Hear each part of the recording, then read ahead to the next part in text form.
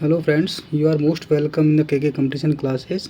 Actually कुछ स्वास्थ्य कारणों की वजह से जो है हमारी पिछली जो कक्षा थी तो लगभग 1-1.5 महीने से हम क्लासें नहीं डाल पाए, उसके लिए बहुत खेद है। तो बेसिकली जो अपन जो चर्चा कर रहे थे वो चर्चाएं कर रहे थे कक्षा 12वीं के बारे में, और उसके अंतर्गत जो हमारा चैप्टर चल रहा था वो चैप्टर चल रहा था electrostatics unit number first.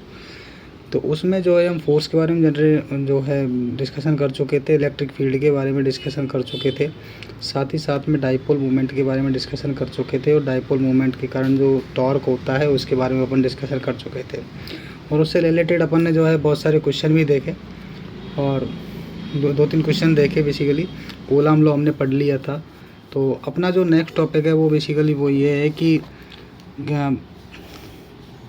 Electric field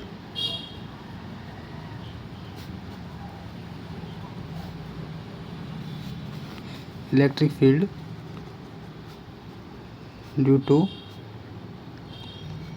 dipole on its axis. तो बेसिकली क्या होता है कि जब अपन डाइपोल की बात करते हैं तो अपन जानते हैं कि भाई डाइपोल क्या होता है कि अगर दो चार्जेज हैं जो कि डिफरेंट नेचर के चार्जेज हैं, जिनका मैग्नीट्यूड जो है एक का प्लस है एक का माइनस है बेसिकली, और सेम मैग्नीट्यूड है, और साथ ही साथ में उसकी जो है प्रकृति यानी कि नेचर उसका अलग अलग हो, उनके बीच की अगर डिस्टेंस को बेसिकली अपन बहुत कम कर दें तो अपन कह सकते हैं कि वो एक तरह से क्या बन जाता है, डाइपोल बन जाता है। तो सपोज करिए जैसे कि मान लीजिए कि ये एक डाइपोल है, इधर एक प्लस क्यू चार्ज है इसका, इधर एक माइनस क्यू चार्ज है, और सपोज कर लेते हैं कि ये ही जो है ये इसका जो है एक्सिस है। तो यही क्या इसका एक्सिस है। इस एक्सिस के जो करस्पॉन्डिंग अगर हम बात करें इस पॉइंट पर ले लेते हैं, मान लीजिए कि ये कोई पॉइंट पी है, और इसका जो है मिडिल पॉइंट मान लीजिए कुछ ओ है, और साथ ही साथ में एक चीज़ समझ लेते हैं कि इनके बीच की जो डिस्टेंस होती है वो बेसिकली कितनी होती है, डी होती है, जो कि बहुत ही शॉर्ट डिस्टेंस होती है। तो सीधी सी बात है कि इस पॉइंट से यानी कि प्लस क्यू चार्ज से लेकर इसके मिडिल पॉइंट तक की जो डिस्टेंस होगी वो d/2 होगी, और इसके जो ये वाला पॉइंट है माइनस क्यू चार्ज से लेके जो मिडिल पॉइंट है इससे भी डिस्टेंस कितनी होगी, d/2 होगी। तो अपन क्या है इसके एक्सिस पे अपन बात कर रहे हैं इलेक्ट्रिक फील्ड जनरेट करने की, यानी पता करने की भाई इलेक्ट्रिक फील्ड कितना होगा। तो अपन एक चीज़ जानते हैं कि इलेक्ट्रिक फील्ड जो होता है वो क्या होता है, फोर्स अपॉन चार्ज होता है। तो फोर्स होता है यानी कि जिस पॉइंट पे अपन इलेक्ट्रिक फील्ड का कैलकुलेशन करने वाले हैं उस पॉइंट पर जो इलेक्ट्रिक फोर्स लग रहा होता है जो डिफरेंट चार्जेस के कारण, उसको ही अपन कैलकुलेट करेंगे, और उनका जो है जो भी रिजल्टेंट मैग्नीट्यूड होगा या फिर रिजल्टेंट जो भी इलेक्ट्रिक फील्ड होगा वो अपन इसमें कैलकुलेशन करेंगे।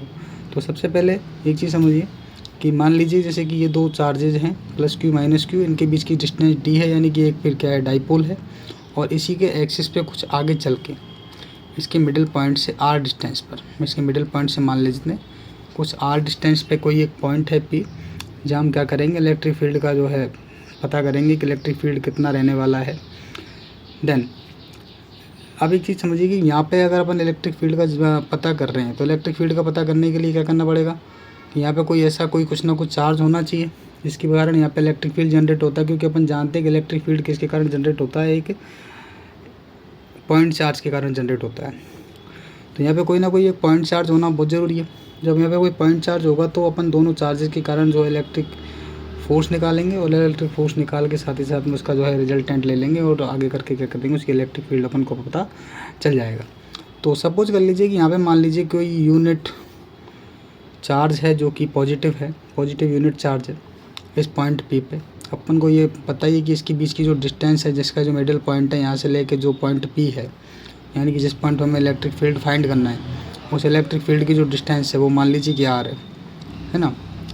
अभी जी समझिए इसके कारण जो इलेक्ट्रिक फील्ड होगा तो वो सीधी सी बात है कि प्लस क्यू के कारण भी यहाँ पे कोई ना कोई फोर्स लगने वाला है, और माइनस क्यू चार्ज के कारण भी कोई ना कोई फोर्स यहाँ पे जनरेट होने वाला है। तो इसको समझने के लिए एक काम करेंगे, तो पहले क्या कर लेते हैं कि प्लस क्यू के कारण जो है इस पर क्या निकाल लेते हैं, इलेक्ट्रिक फोर्स निकाल लेते हैं। इलेक्ट्रिक फोर्स निकालेंगे तो कैसे निकालेंगे, तो कैसे लिखेंगे, तो electric force due two plus Q charge on point P on point P. तो पॉइंट पी पे जो है इलेक्ट्रिक कैसे फोर्स होगा, कितना फोर्स होगा, फोर्स क्या होता है अपन जानते हैं, कूलम फोर्स जो होता है वो K Q1 Q2 by R square के इक्वल होता है। तो एक काम करेंगे कि अब देखो अपने पास में जो फोर्स होगा, फोर्स इसको F1 में फोर्स का नाम F1 दे देता हूँ, F प्लस क्यू दे देता हूँ, F प्लस Q1 जो भी दे देते हैं F1 दे देते हैं, सपोज F1 दे देते हैं। तो के यहाँ पे चार्ज अपन ने लिया है Q के, और इसके कारण जो इसका चार्ज का मैग्नीट्यूड है वो भी Q है। अपन को मैग्नीट्यूड ही लिखना है, डायरेक्शन से अभी कोई अपन को कोई खास मतलब है नहीं है। और दूसरी बात, इसका जो डिस्टेंस है वो कितनी हो जाएगी R। तो देखो इस पॉइंट से जिस पे अपन चार्ज निकालना है इसके मिडिल पॉइंट तक की डिस्टेंस R और ये D/2, तो R प्लस D/2 इसकी डिस्टेंस हो जाएगी। और अपन के पास में क्या कर देंगे, R प्लस D/2 का होल स्क्वायर कर देंगे। अगर अपन इसकी डायरेक्शन लिखना चाहें बाय द वे तो लिख सकते हैं, क्या लिखेंगे, आई देखो प्लस आई में ही लग रहा है डायरेक्शन में, तो मान लीजिए इधर को प्लस ले लेते हैं, अगर एक साइड को प्लस ले लेते हैं दूसरी साइड को अपन क्या लेना पड़ेगा, माइनस लेना पड़ेगा। तो मान लीजिए कि इसका जो है डायरेक्ट ही लिख देते हैं, जैसे कि अगर मान लीजिए यहाँ कोई पॉइंट प्लस चार्ज रखा हुआ है, अगर इसको रखेंगे तो क्या करेगा, इसको इधर मतलब बाहर की तरफ पुश करेगा। तो इसकी जो डिस्टेंस हो जाएगी, अपन एक काम करना थोड़ा भूल गए, इसमें क्या कर देते हैं, इसे जो डाइपोल है इसका नाम दे देते हैं PQ, और है ना। तो इसकी जो सॉरी P तो इसका नाम है ही, इसका नाम कुछ और दे देते हैं, डाइपोल का नाम दे देते हैं, जैसे मान लो AB दे देते हैं, ठीक है। तो ये समझ लीजिए, तो AB दे देते हैं डाइपोल का नाम, डाइपोल का। तो अपन की जो डिस्टेंस होगी वो इलेक्ट्रिक फील्ड की वो कितनी होगी, क्योंकि इवन फोर्स जो होता है वो कैसा होता है, इलेक्ट्रिक फोर्स जो होता है वो वेक्टर क्वांटिटी होती है, तो वेक्टर क्वांटिटी की डायरेक्शन भी होती है और मैग्नीट्यूड भी होता है। तो मैग्नीट्यूड तो ये हो गया, डायरेक्शन किधर होगी, बाहर की तरफ, तो आउटसाइड ऐसा लिख लेते हैं, आउटसाइड बस। तो बेसिकली किधर तरफ होगी, ए से P की तरफ, तो A to P, तो A से P की तरफ इसकी डायरेक्शन होने वाली बाहर की तरफ, या फिर अपन इसमें आई कैप भी लिख सकते हैं लिखना चाहें तो। अब इसको नॉर्मली वे में इतना समझ लेते हैं कि ये प्लस इसकी डायरेक्शन आगे की तरफ होने वाली है। अब एक चीज़, अब दूसरी देखिए, अब माइनस क्यू के कारण इस पर कुछ ना कुछ फोर्स लग रहा होगा, तो माइनस क्यू के कारण भी फोर्स अपन इसमें जनरेट कर लेंगे, कुछ ना कुछ फोर्स लग रहा होगा। तो माइनस क्यू के कारण कितना फोर्स होगा, इसको मैं मान लीजिए कि F2 दे देता हूँ। सॉरी एक काम कर, पहले इसके साथ इलेक्ट्रिक फील्ड निकाल ले। तो इलेक्ट्रिक फील्ड क्या होता है, F1/Q0। इसके इस पर यहाँ पे कुछ Q4 रखा, प्लस Q4 रखा हुआ है, तो यहाँ पे जो इलेक्ट्रिक फील्ड हो जाएगा R प्लस D/2 का होल स्क्वायर, ये अपना इलेक्ट्रिक फील्ड हो जाएगा बेसिकली। और इसको अपन जो है लिख देंगे, तो इसको इक्वेशन नंबर फर्स्ट दे देते हैं, इसको इक्वेशन नंबर फर्स्ट नहीं बल्कि इसको इक्वेशन नंबर फर्स्ट दे देते हैं।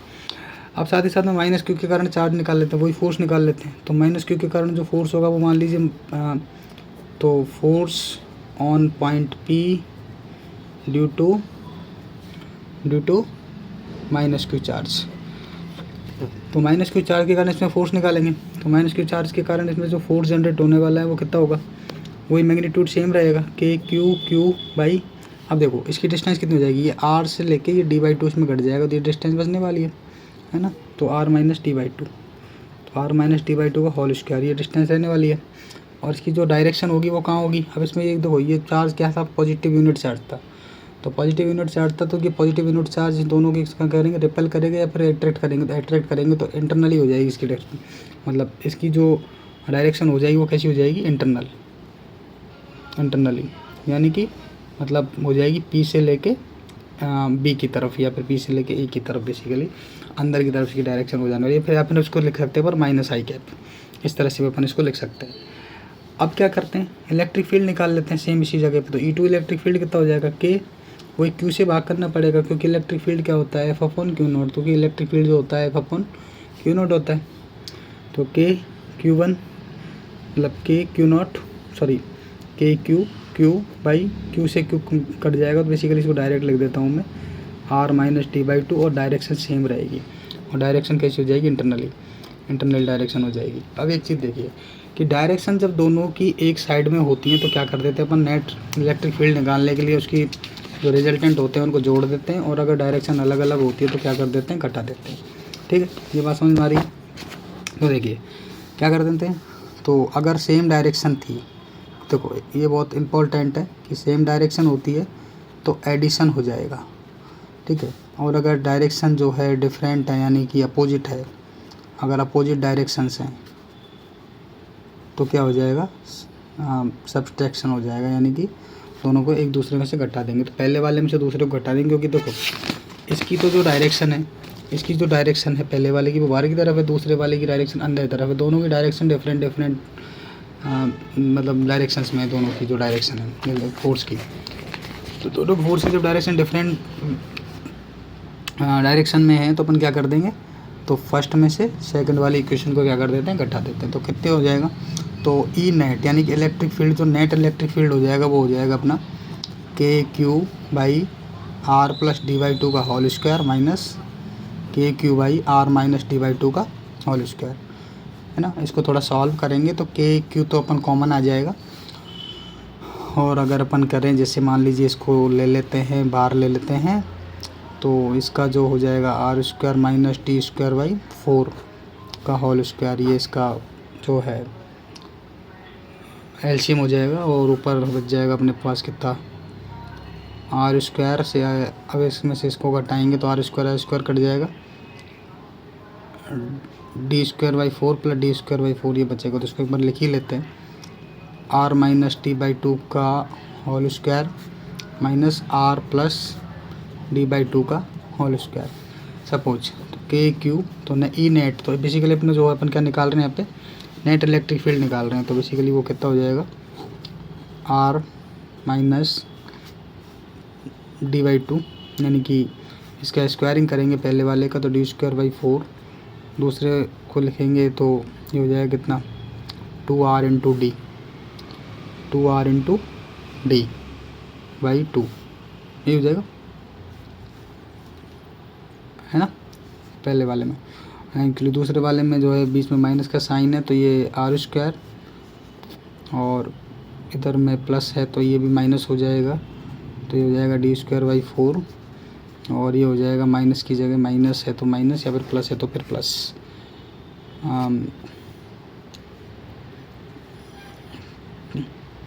तो प्लस है तो ये माइनस हो जाएगा, ये हो जाएगा माइनस आर इंटू डी, यानी कि 2r इंटू डी बाई 2, तो 2 से 2 कट जाएगा, इसी 2 से 2 यहाँ पर कट जाएगा।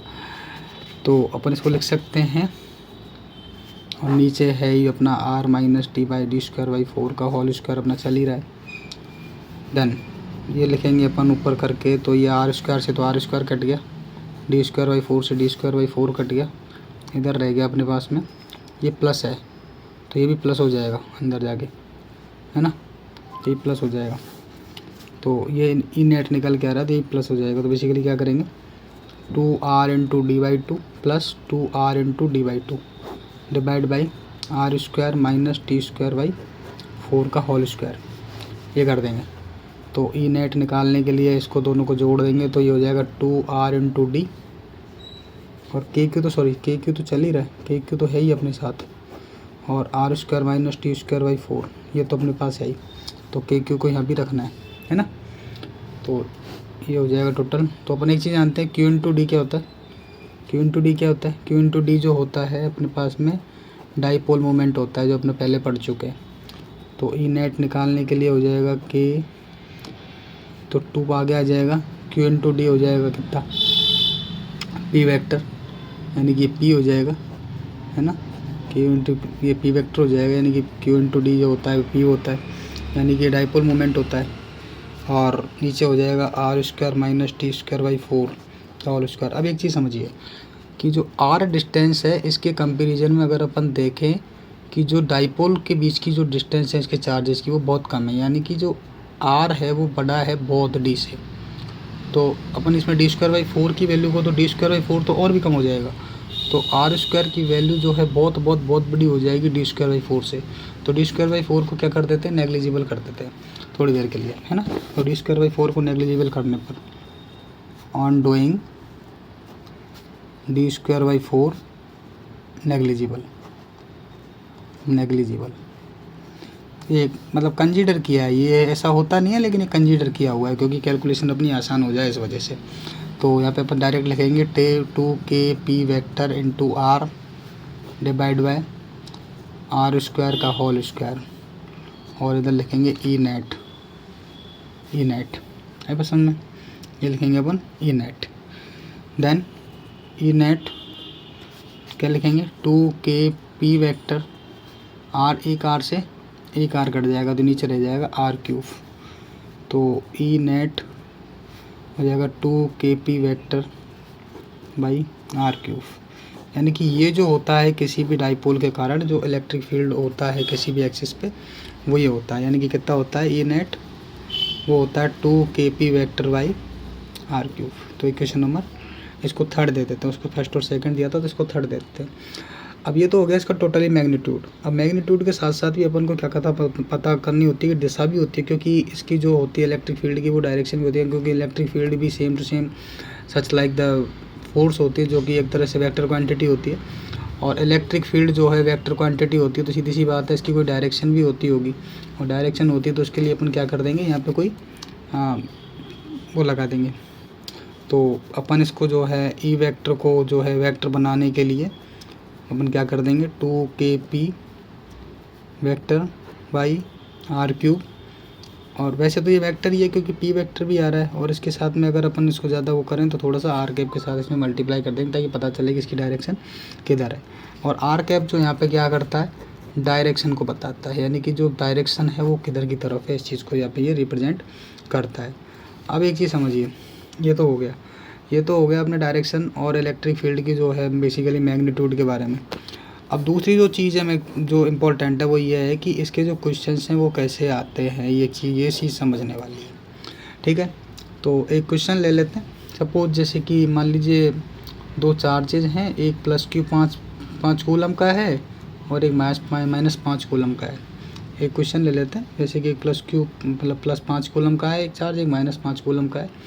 उन दोनों के बीच की जो डिस्टेंस है मान लीजिए कि 3 mm के अप्रोक्सीमेट के बीच में डिस्टेंस है ना। कोई बहुत डिस्टेंस कम होती है, 3 माइक्रो कूलम भी ले लेते हैं, चलो माइक्रो कूलम ले लेते हैं। ठीक है, ये इसके बीच की डिस्टेंस है ना। और है ना, ये इसके बीच की डिस्टेंस है।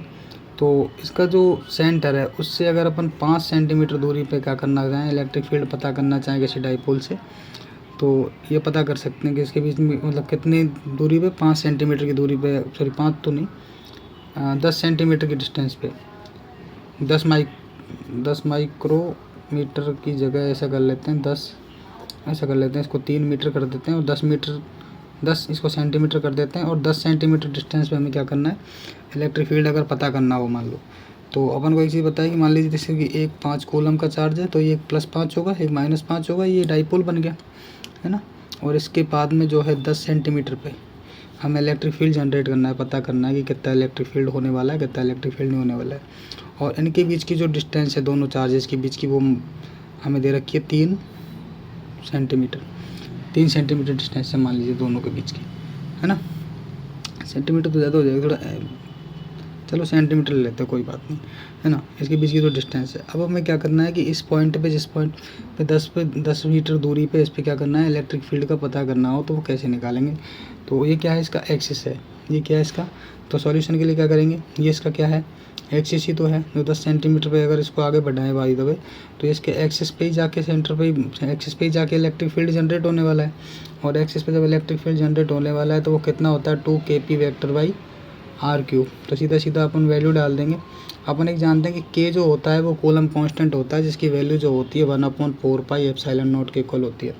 और इसको अगर अपन लिखना चाहें तो 9 × 10⁻⁹ के अप्रोक्सीमेट अपन इसको डायरेक्टली लिख सकते हैं, जहाँ पे एप्सिलॉन नॉट जो होता है permittivity in the free space होती है, जिसकी वैल्यू 8.85 × 10⁻⁻12 होती है। ठीक है, तो ये वाली बात है। तो इसमें वैल्यू डालेंगे 2 × 9 × 10⁻9।